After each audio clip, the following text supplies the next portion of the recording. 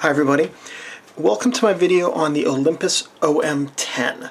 If you've seen my video on the OMG is effectively the same camera as this with a slightly different body, a slightly different beeping speaker and speaker placement, and built-in manual function. This camera does not have manual function. Also, the interface on the OM10 is a little bit different. So when a friend of mine asked me if I wanted to borrow this for a few weeks to test it out, see if it works, give him my thoughts on it, I said, heck yeah, and can I make a YouTube video about it? And he said, whatever. So here it is. And here's the OM10. It's a neat little camera. It was the first of the OM double-digit series. So Olympus started off their OM. They originally had the M series with the M1, and then they changed it to OM1 and OM2 through 4.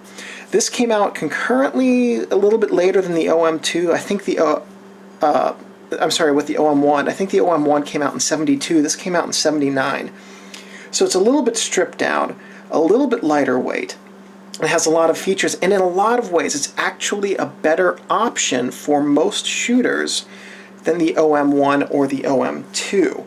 The reason for that being, especially with the OM2, and I'm not 100% certain about the OM1, though I believe this holds true, with mirror lockup on the, with the self-timer on this, the mirror goes up when the self-timer starts instead of right before the picture is taken, which reduces camera shake.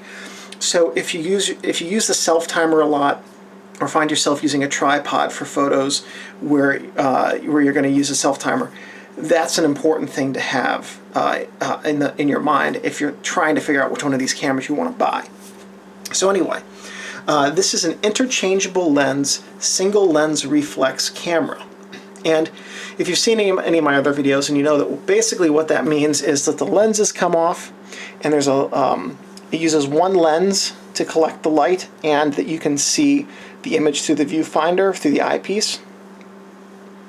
It's a very tried and true system that most people are familiar with now. The shutter speeds range from 1 second to 1/1000th of a second. The viewfinder provides magnification of 0.92x and 93% frame coverage. So what that means is that if you imagine that what you're seeing right now represents 100% frame coverage, okay? 93% would be something, let's say about like that, and what you would do is you lose a little bit of frame along the outside. And so, and honestly, that's not a big deal. 93% is pretty good.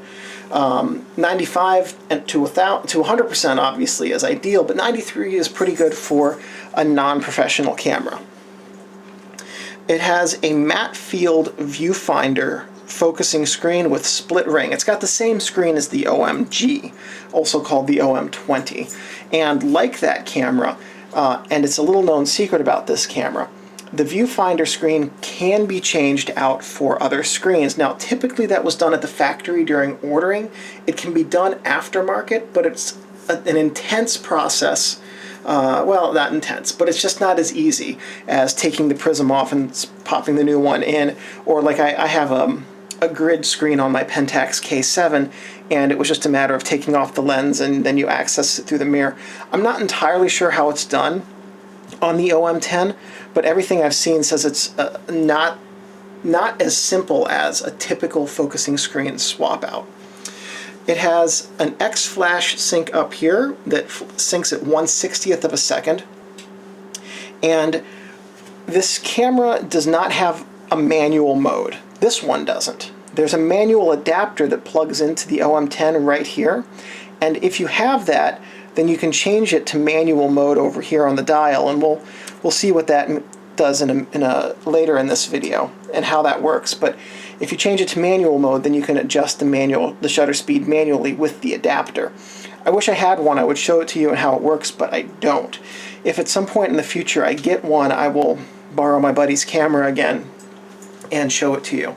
But at any rate, so out of the box without the manual adapter, this is an aperture-priority camera, which is preferable to shutter priority, and it's automatic. And what you do is you adjust the aperture, and then the camera selects the best shutter speed. And for most people who shoot, that's a better option than shutter priority. So now I just made a big, bold claim that aperture priority is better for most shooters than shutter priority. And the reason for that is because most people would prefer to control an image's depth of field than the shutter speed. And if I have a certain depth of field in mind, or a certain aperture that I want to use, it's more important to me to have that aperture than to have a certain shutter speed, as long as I can still hold the camera handheld. If the aperture is stopped down far enough that I can no longer handhold the camera, then I'll just go get a tripod or set it on a rock or something like that. So anyway, so this camera's target market, it was a consumer grade camera, and probably more slightly higher end consumers, but really it was not the professional level single digit OM system. It was produced by Olympus from 1979 until 1987. They were all produced in Japan, and this camera was preceded by the Olympus Trip series. Now the Trip series was this interesting rangefinder system, and it's different than most rangefinders, so at some point, if I can get my hands on one, I will definitely do a video about that. But this was the OM system was Olympus's first SLR system, and it came out in the early 70s with the with the M1, later the OM1. It was produced concurrently with the OM10 Quartz, OMG, and OM1, and I believe it also, and also with the OM2 for a little while, I believe. This was followed by the OM30, which is also called the OMF, and the OM40, which is called the OMPC, I believe, though I forgot to write that down in my notes, so don't quote me on that. So now, if you have your instruction manual, you can grab that, and we're going to go through this. I lost my copy of the instruction manual. Fortunately, it was not my buddy's copy. I got it as a PDF online. But from the Olympus website, the Olympus website has PDF copies of all of their old instruction manuals on the website. You can download for free. And I think I have a link to that in my references in my description. If not, I apologize. But check the description and see if I have a link there if you're looking for the manual for this camera. So let's go over the camera's features here. I'm going to take this telephoto lens off because it's a bit unwieldy.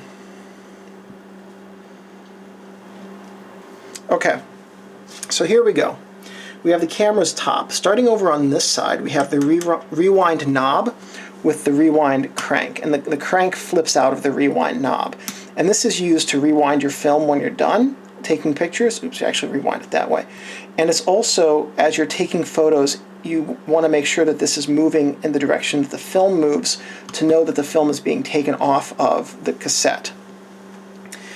Next we have, this is also the film back release.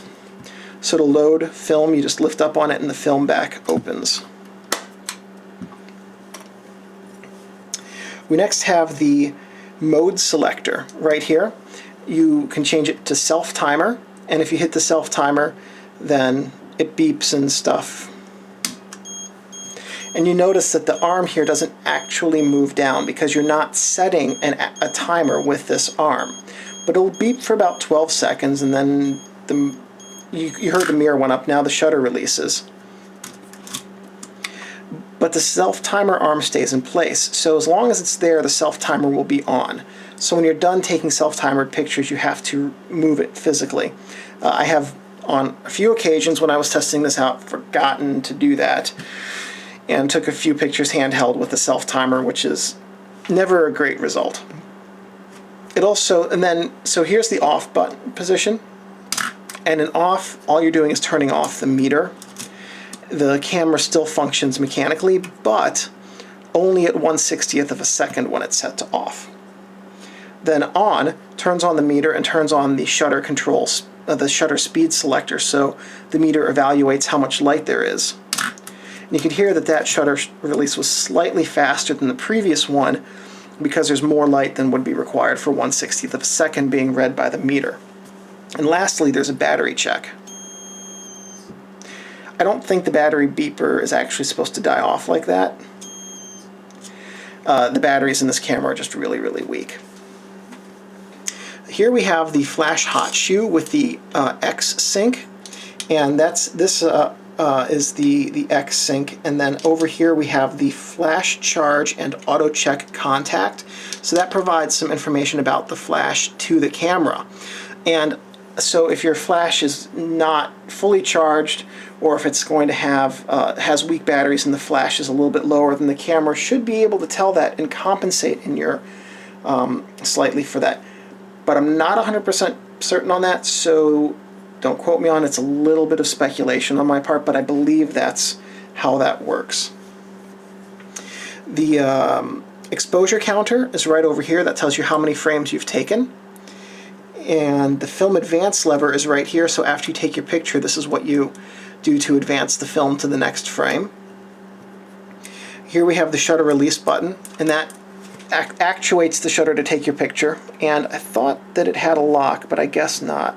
I guess that's just a weird design feature that doesn't make sense. It should be a lock. No, I guess it's not.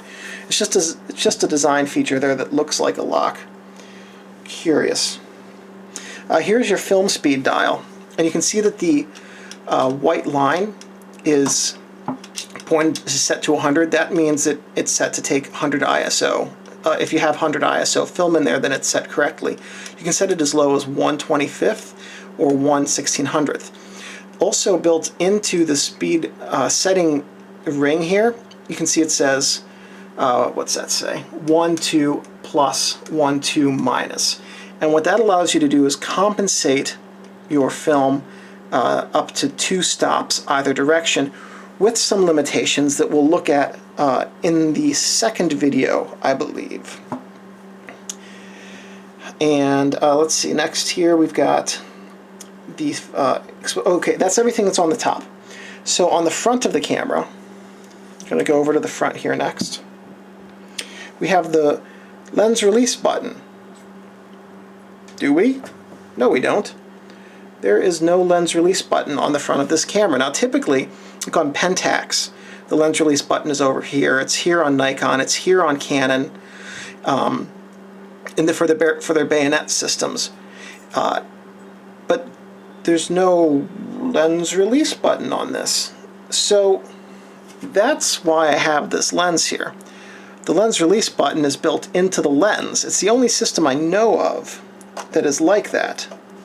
So mount this lens, and all of the lenses, be they Olympus or aftermarket, have a button of some shape right here. So to dismount the lens, there we go.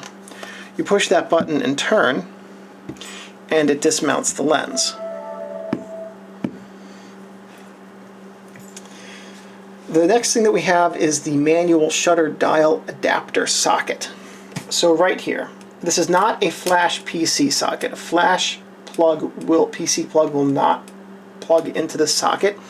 This camera does not have a PC port on it. So you have to use your flash on your hot shoe. If you want to take it off the camera, then you have to have something on your hot shoe that connects to your flash to control it, like a remote or a cable or something like that. There's no PC port on this camera.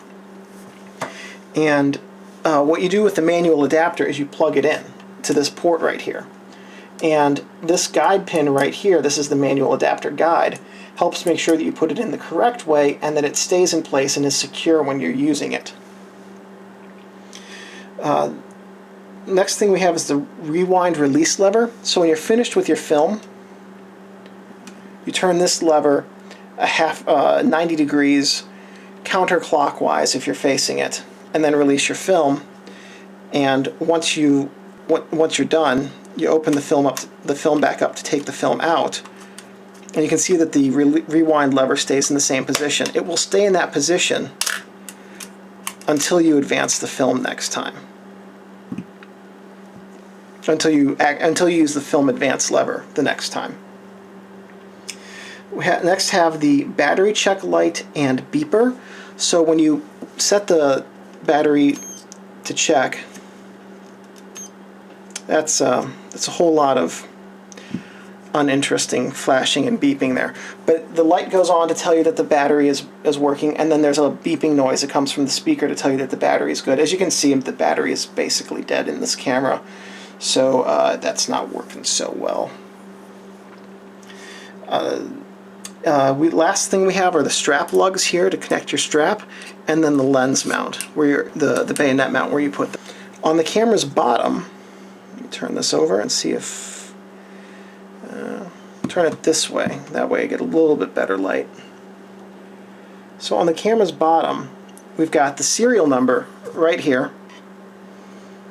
I believe that's the serial number. Yeah, it is. That's the serial number. Next to this, but over here on this side, we'll go in the order of the camera manual. We have the battery chamber right here, which you unscrew with a quarter. Then the motor guide pinhole right here. If you have the Film Advance motor guide, there's a pin on it that goes in here to make sure that everything's lined up correctly. Then we have the motor coupling socket right here. This is where the motor drive actually advances and rewinds the film. That's the motor coupling. The tripod bushing is right here, and this is the coupling terminal, so that the coupling can communicate with the camera. That's where the electronic signals are transmitted from. And then the stamp that says Made in Japan right there. That's excuse me. That's really it on the camera's bottom. On the camera back, it's very Spartan, very simple. We've got the viewfinder eyepiece, some accessory grooves around the eyepiece, which you might or might not be able to see, but there would be some accessories that would clip into the eyepiece there. And then the camera back itself. There's no memo holder or anything like that on the back of the camera. Inside the camera, we have a very, very basic camera. It's not basic, but this is what you see inside the vast majority of cameras. Let's see if I can get slightly better light here and slightly better focus. There we go, that's better.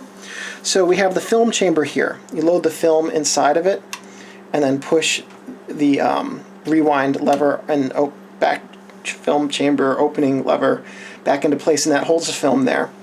Then we have this pin which helps to align the film to be taken along the back of the camera on the film guide rails. And so these outer guide rails keep the film in place because the edges of the film are rest on those guide rails. These guide rails help keep the film flat on plane when the film back is closed, so that you have a nice flat film back right here. The tolerances for film back for film are very, very narrow, so if the film has any kind of bowing to it, then it will be out of focus in places where it's not supposed to be. This is the film sprocket, and what that does is provide tension and prevent the film from being rewound. So when you engage the rewind knob on the front of the camera, that actually causes this to be able to flow freely or rotate freely so that the film can be rewound back to this side of the camera.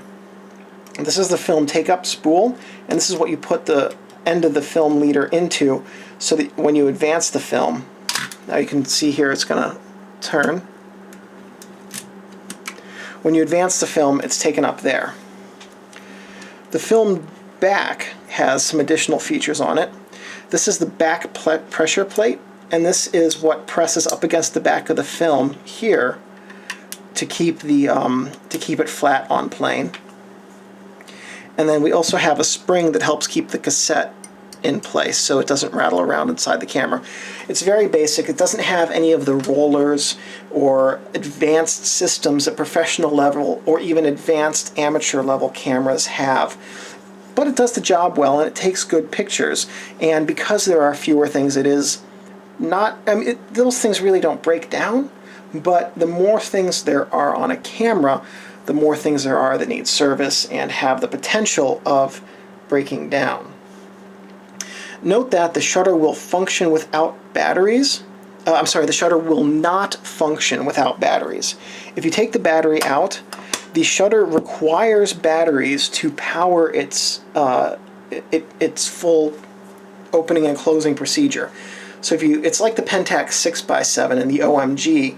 If you take the battery out and you shoot with it, then the mirror locks up, and it won't come back down until you put batteries back in it.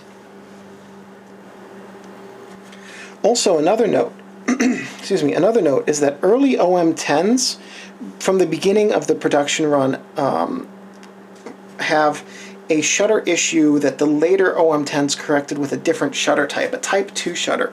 I was not able to find in any of my research what year the type 2 shutter was introduced into the OM10, so I don't have any information that could help you determine if you have a new or an old OM10 or anything like that. Not by serial number, not by the QC thing on it. I think there are people out there who can read the QC sticker information. I'm not one of them. I don't know what it means, how that's interpreted. But at any rate, if you have an older OM10, if they do have a shutter issue, I'm not certain whether or not that can be fixed. You'd have to send it off to a professional. Unfortunately, I don't have an OM guy, so I don't even know who's fixing these anymore. I'm sure someone is, and you can probably find that on the internet. And there are still a number of camera shops that fix most of the major brands out there, and some specialists who do this. But if your shutter's not working and it's an old OM10, that could be the cause. And it's worth looking into seeing whether or not that can be fixed, because it's a pretty good camera. Mentioned also that the focusing screen, you can see it, you might be able to see a little bit in there, is interchangeable, though I don't know how. I just know that it's not easy to do. And some last things not to do with your camera. Definitely take it out, shoot a lot of photos with it, really, really love it and use it, but do not touch the shutter. So don't touch that, the shutter curtain. If you touch the shutter curtain, it's a really good way to ruin it and brick your camera. And that can absolutely destroy an otherwise perfectly good camera. Don't touch the mirror inside of the cavity here, because the oils on your fingers can cause the mirror to become desilvered, which will reduce the quality of light coming into the eyepiece, making it harder or impossible to focus properly, and will therefore reduce your overall image quality because you're not able to take as good a picture from the start.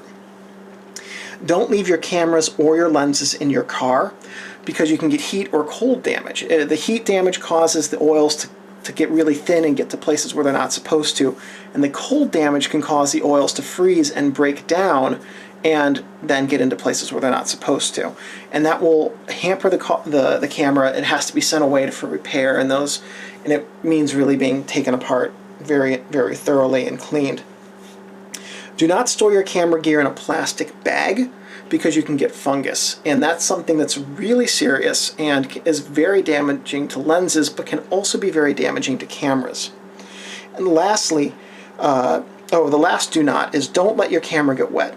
They're not weather sealed. They're not for use out in rain or mist or underwater, and water will get into your cameras, and it can cause corrosion or can short the circuitry out in it, and that's a really good way, again, to ruin a perfectly good camera. All of this just boils down to your camera is a precision tool, and it should be handled and cared for commensurate with the fact that it's a well-designed precision tool. And as long as you take care of it, it will last you for a very long time. In fact, many of these cameras will last you for a long time. And assuming film is still being made in the future, perhaps even your kids for a very long time.